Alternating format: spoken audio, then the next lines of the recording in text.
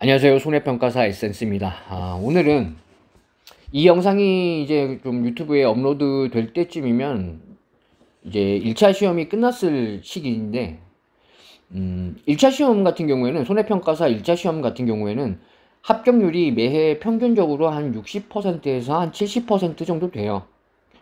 시험 문제도 굉장히 평이한 수준이고, 또 매해 출제되는 기출 문제들을 좀 살펴보면은 반복해서 출제되는 문제들이 꽤나 많기 때문에 그 부분들을 좀 단기간에 좀 집중적으로 공부를 하다 보면은 크게 어렵지 않게 합격을 할 수 있기 때문에 1차 시험 같은 경우에는 공부를 아예 하지 않고 시험장에 가는 분들은 어쩔 수 없이 뭐 불합격을 하겠지만, 나름 뭐 기출 문제도 좀 풀어보고 재배학이라든지 이런 시험에 관련된 그 과목들을 어느 정도 좀 살펴보신 분들은 뭐 크게 어렵지 않게 다 합격을 하실 거라고 생각을 합니다.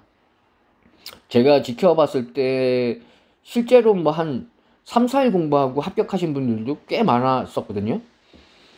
그렇기 때문에 1차 시험은 뭐 크게 그런 합격하는데 크게 지장이 없는데, 이제 문제는 이 2차 시험이죠.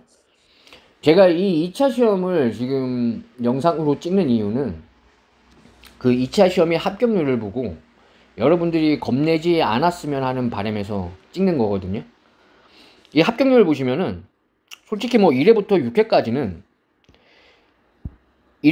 6회까지는 응시자가 그렇게 많지가 않아요. 응시자가 지금 6회 거의 뭐 한 5,000명 정도, 5회부터 갑자기 확 좀 늘긴 했는데 그래도 7회에 8,600명에 비하면은 거의 절반 가까운 수치이기 때문에 1회부터 6회까지는 좀 제외를 하고 7회부터 10회까지를 좀 살펴보면 뭐 평균적으로 응시자 수가 한 9,000명 정도 돼요.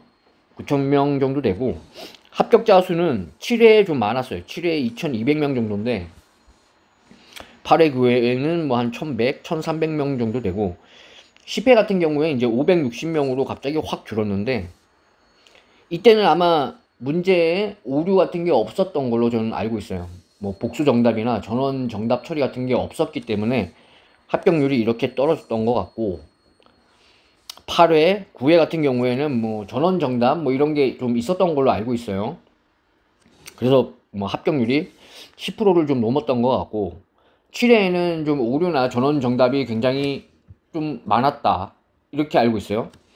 그래서 이제 합격률이 거의 26%에 육박을 하는데,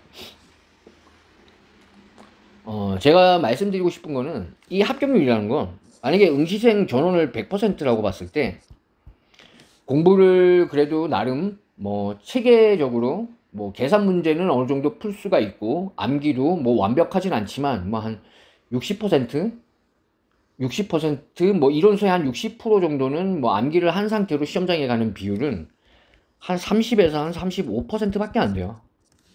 나머지 뭐 한 65에서 한 70%는 정말 그냥 이론서나 몇 번 읽어보고 뭐 기출문제지 좀 몇 번 풀어보고 요런 상태로 이제 시험장에 가는 경우거든요. 그러니까 이런 65%에서 70%를 차지하는 이 응시생들은 거의 합격하지 못한다고 보시면 돼요. 왜냐하면 공부를 뭐 안 했기 때문에. 이게 2차 시험 같은 경우는 뭐 객관식이 아니라 주관식이기 때문에 20문제 모두 주관식이기 때문에 공부를 어설프게 해서 시험장에 가면은 무조건 떨어지게 돼 있어요, 이거는. 그렇기 때문에 이 비율들은 좀 제외를 시키고 한 30에서 한 35% 정도가 뭐 예를 들면 뭐 7회 같이 7, 8, 9회 모두 뭐 문제에 좀 오류가 있었죠. 그래가지고 전원 정답이 되고 뭐 이런 상황이 생기면서 합격률이 한 10%, 7회 같은 경우는 뭐 한 26% 정도 발생이 됐는데,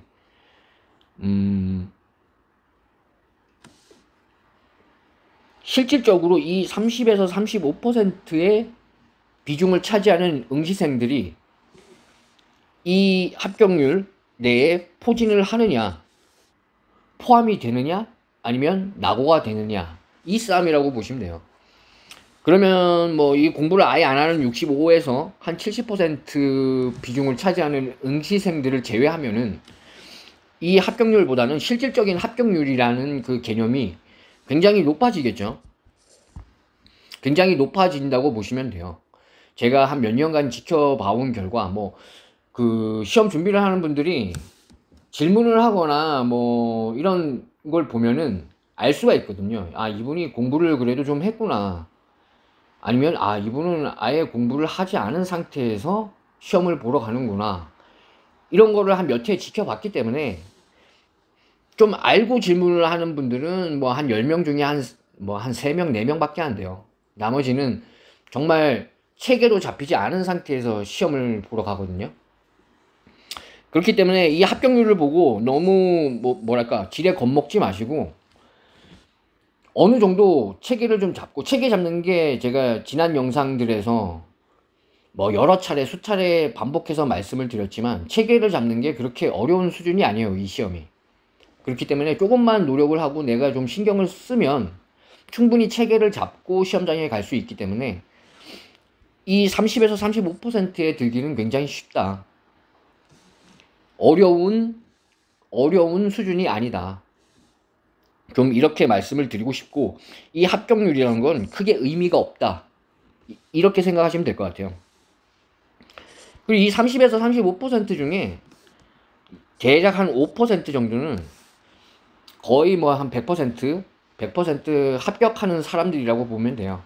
공부도 어느 정도 굉장히 깊게 했고, 문제가 뭐 어렵게 출제가 되든 뭐 서술형 문제가 출제가 되든 문제에 오류가 발생을 하든 말든 뭐 그런 거에 관계없이 합격하는 비율이 한 5% 된다고 보시면 되고,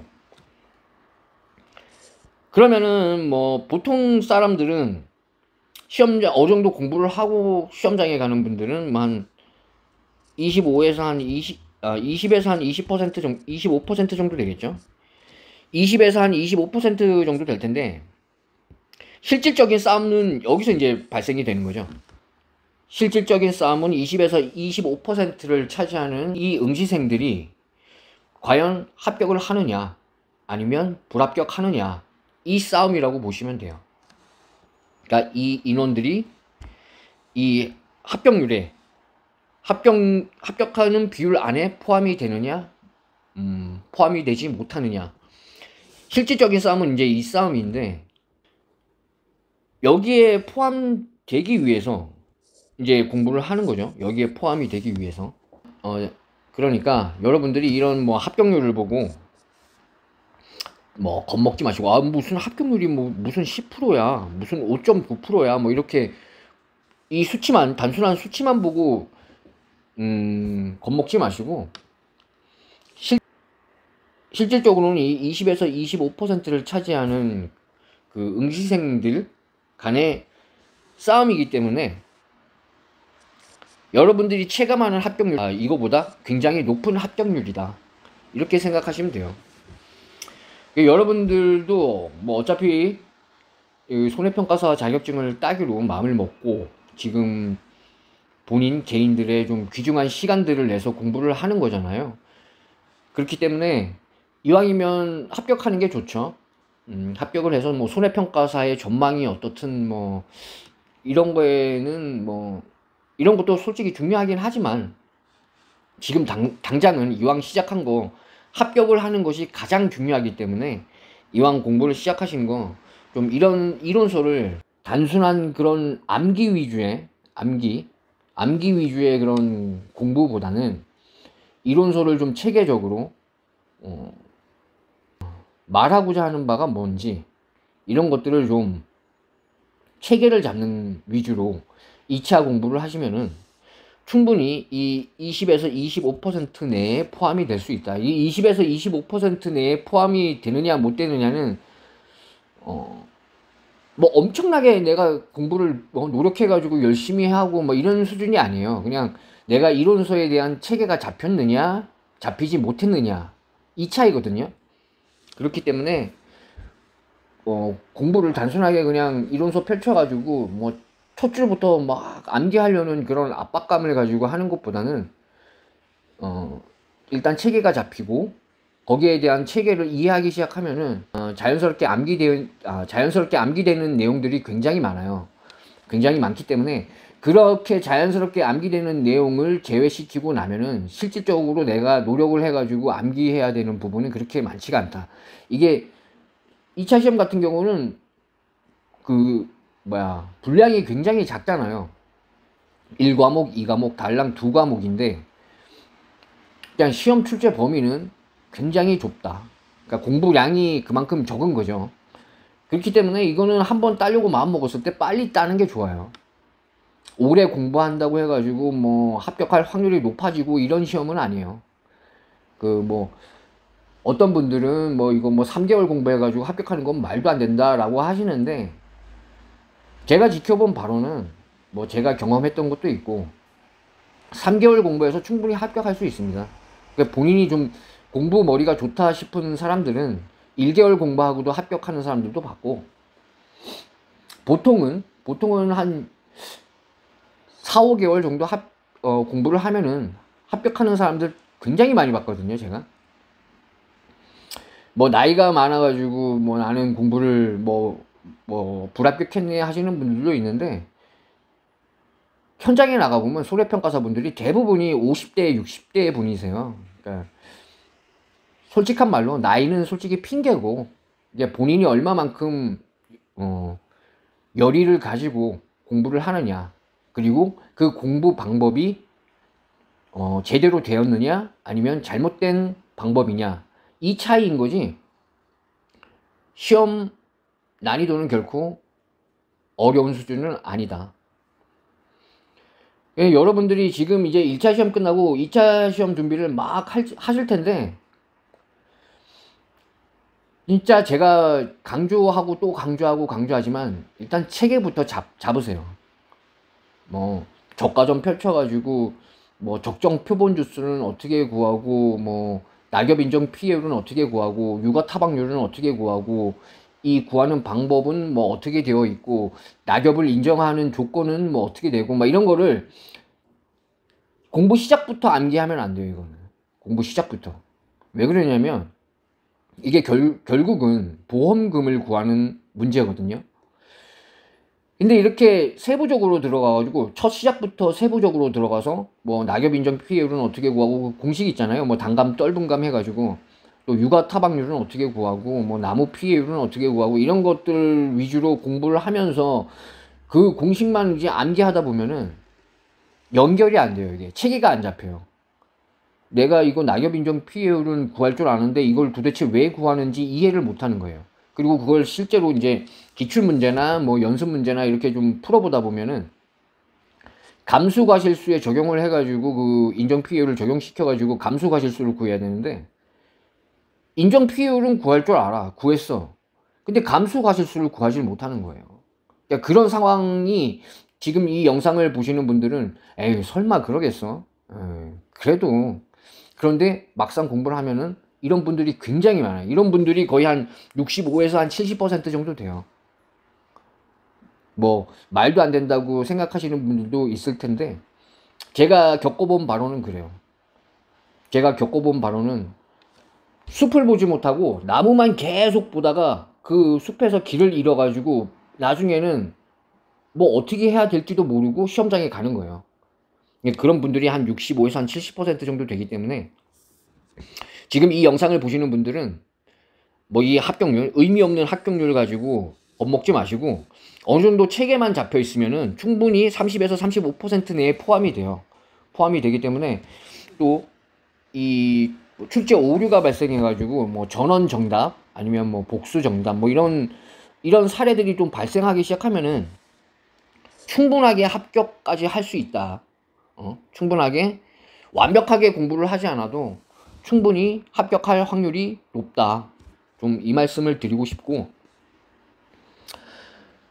이제 2차 시험 같은 경우에는 여름에, 주로 대부분 여름에 공부를 하기 때문에 체력적으로도 좀 많이 지칠 거예요. 공부도 하기 싫을 때도 많고. 그런데 이건 솔직히 자기와의 싸움이고,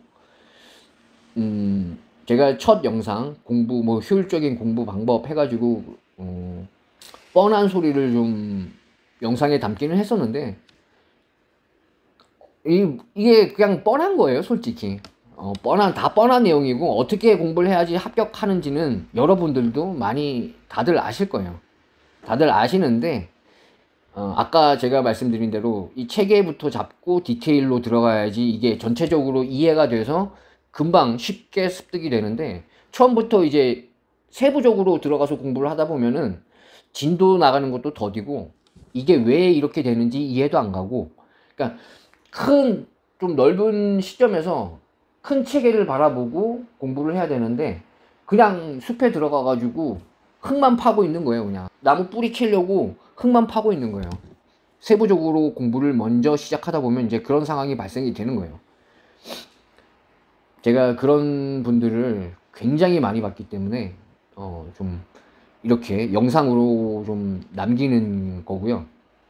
여러분들은 여기에 포함되지 말라고 말씀드리는 거예요. 이런 분들은 막 몇 년씩 준비를 해요. 뭐 처음에 시험 봐가지고 떨어져서 다음 해에 또 시도해서 또 떨어지고 그 다음 해에도 또 떨어지고 막 3년 4년씩 공부하는 분들도 굉장히 많이 봤어요. 그렇기 때문에 이 영상을 보시는 분들은 좀 그런 우를 범하지 않았으면 좋겠다 싶은 마음에 이 영상을 찍습니다. 자, 뭐 이 5%에 들라고 말씀드리는 게 아니에요. 이 5%에 들려면은 어느 정도 공부 머리도 좀 있어야 돼요. 좀 하나를 알면은 뭐 한 2개, 3개, 4개, 5개까지 깨우치는 그런 뭐랄까? 그 통찰력 같은 뭐 그런 것들이 좀 필요한 수준이라서 이 5%에 드는 거는 개인의 능력 차이이기 때문에 이것까지는 아니고 누구나 이 30에서 35%에는 속할 수가 있다.